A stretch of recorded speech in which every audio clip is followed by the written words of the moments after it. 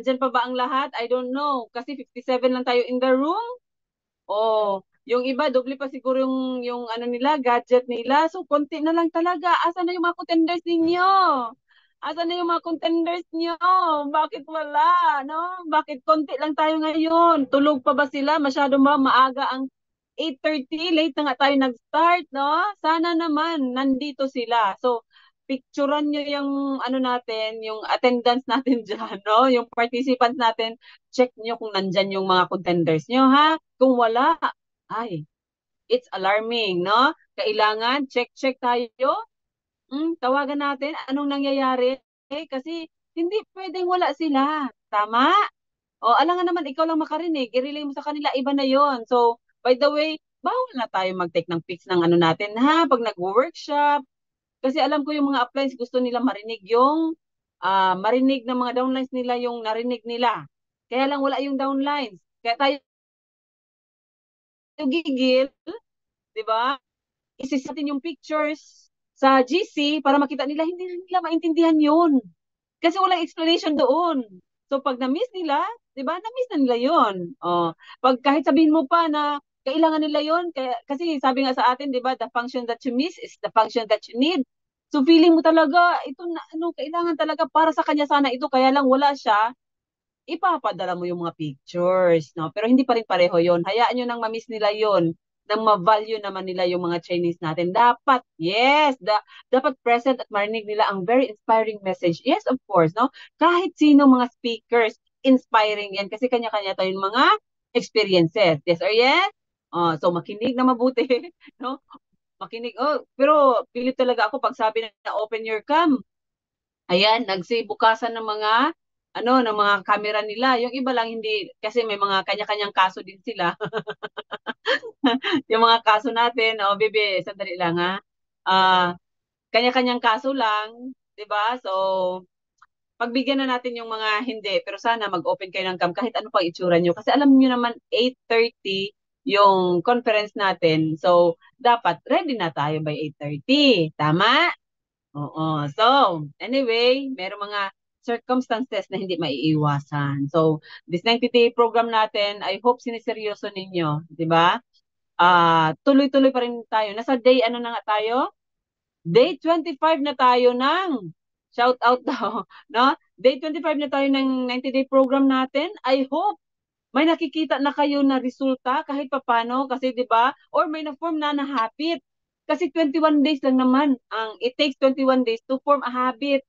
So sana may na-habit na kayo doon kasi 25th day na natin ngayon. 'Di ba? So I'm so happy and nakikita ko yung mga distributors talaga na nagtatrabaho, no? Nakikita natin 'yan. Alam naman natin may resulta talaga. So I'm so happy sa mga leaders natin na on the move talaga, 'di ba? Nakikita natin sila na talagang gumagalaw at saka nag-activity pero tingnan mo naman, may volume sila, tama? Oo, so makikita natin yan sa resulta kasi. So, anyway, battle sa field again. Okay? So, laban na naman. Pagkatapos nito, meron tayong 10 o'clock na mindset workshop. After niyan, ala, gyera na naman sa field, no? Kaya lang, yung iba, bakit hindi nakakapagtuloy? Because of this topic, no? No? So, ang title ng topic natin, syempre, kay IMD Sheila ito na topic. I'm sorry, no? Ano ko na, itutuloy ko na ito. Ano pa siya, nagbebeg na, ma'am, topic ko yan. Tapos, maghanap na daw ako ng topic ko. Hindi. No? Oh, maghanap na daw ako ng topic ko. Hindi. No? Ito yung topic ko. Buti na lang, no? Gawa ka na lang ulit ng sayo. So, ayan, overcoming rejection kasi isa to sa mga nakakapagpigil, 'di ba? Bakit um tumitigil ang isang distributor, no? Na gumawa ng business or petiks-petiks, 'di ba?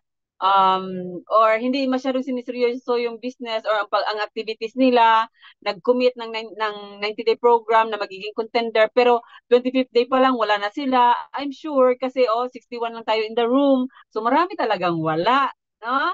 Marami hindi nakapagtuloy. So I'm so excited kung sino yung natira. Matitira ka ba? Matitira ka ba sa 90-day program natin na magiging strong contender? Sagot dyan, type 1 kung matitira ka para malaman ko. Type 1. Tingnan natin kung sino ang matitira. And of course, no, i-screenshot ulit namin yan. No, para malaman namin kung totoo talaga, type 1 kayo dyan, no? Kung ilan man, no, sa inyo ang matitira, no, na magiging contender natin. So, mabagal yung takbo ng chat natin, chat box natin. Ibig sabihin, mabagal kayo mag-type. 1 na nga lang yan, mabagal pa, no? Sino yung Galaxy Note 8? So, paki-change ng ano, ng pangalan. So, ayan. So, yesterday, no, congratulations by the way sa mga taga Jensan. Oh, ang dami naming guest kahapon sa Big Hope namin. And of course, may mga pumunta na distributors dito naman, ni-raid yung bahay, no, bago mag-Hope. So, I hope, no, na-excite sila, na-inspire ulit, no? So, sana ganon. So, ito yung topic natin, overcoming rejection. So, ano ba yun? Kadami-daming rejections, no? Um, bakit nangyayari yan sa distributor, no? Oh, congratulations din sa Davao daw. Dami din daw silang guest. So yung iba, kung saan man kayo, congratulations, no? Ang Midsayap, improving ang Midsayap, North Cotabato. Nakita ko yung picture nila. So, improving din naman. So, ano lang, tuloy-tuloy lang. I know, dadami ulit tayo. Yes or yes? Okay. So, konti lang talaga ang nag-commit. Tingnan ko yung chat natin. Konti lang yung nag-type ng 1. Patay tayo dyan, konti lang. May nag-type pa ng 2. Si Ma'am Julie, no? Type 1 lang, 1. Ay, marami pala nag-type. Pero konti pa lang yan talaga kasi 64 in the room and yung iba elites pa talaga. And iba baguhan, no? So, kahit baguhan yung mga distributors nyo, hindi sila kasali sa 90-day program natin, pwede naman sila mag-join para may matutunan din sila, di ba? So, ayan, first na reason, bakit tayo nare-reject? 'Di ba? Kaya yung iba nagkakatroma, ayaw nang lumabas kasi nare-reject. So, ayan, wrong market. No? Number 1 is wrong market. Hindi tama, 'di ba? First, pag nag-jumpstart tayo, pino-profiling natin 'yan mga prospects natin. May sinabi diyan na right market. Piliin mo yung right market pero ikaw napunta ka dun sa wrong market. Bakit? 'Di ba? Sabi diyan, ang reason nila is I don't need your product, opportunity. Kasi nga wrong market sila or doon ka nagkulang sa lack of proper rapport.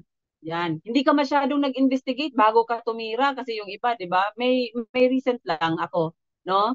Sino ba 'yon? Hindi ko na maalala. Pero kakausap pa lang, inintra na kaagad. Sabi ko, walang rapor yun, no? Kaya hindi niya matumbok. Naalala ko na kung sino kasama namin, no? Nung nasa Digos kami. So, hindi pa na-build yung, kahit pa lagi mo nang kausap yan, prospect mo yan, nakaka-chat mo na, before you go to yung